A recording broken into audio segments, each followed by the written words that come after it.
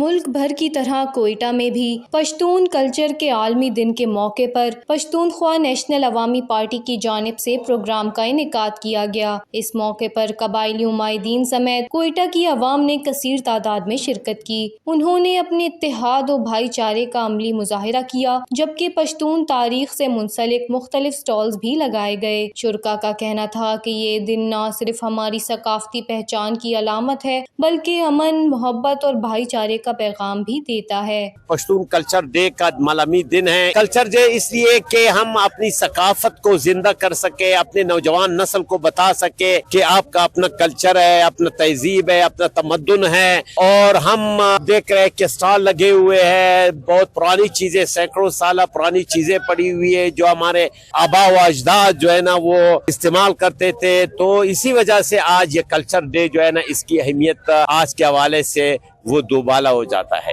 یہاں پہ ہم لوگوں کو یہ پیغام دے رہے ہیں کہ ہم لوگ دہشت گرد نہیں ہے، کہ ہم لوگ ایک پرامن قوم ہے۔ وہی پیغام دے رہا ہوں کہ اپنا کلچر ڈے بناؤ، پشتون ثقافت ہے، آپ اس کو آگے لے جاؤ، دنیا کو دکھا دو۔ ایک پرامن قوم ہے، یہاں پہ ہم پشتونوں کو، پورے پشتونوں کو پیغام دے رہے ہیں کہ آپ اپنا اتحاد قائم کرو اور ایک ہی بنو۔ ہمیں اپنی ثقافت کو ہر دن انجوائے کرنا چاہیے اور ہر دن اسے اپنے جو ہے موجودہ زندگی میں، روزمرہ کی زندگی میں ہم لوگ اپنے ثقافت کو پیش کریں ہر کسی کو۔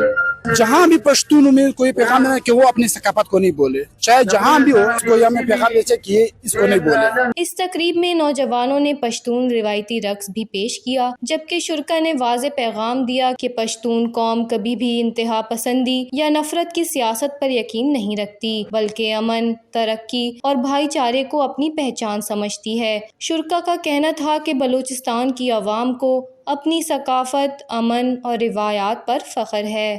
وش نیوز، کوئٹہ، بلوچستان۔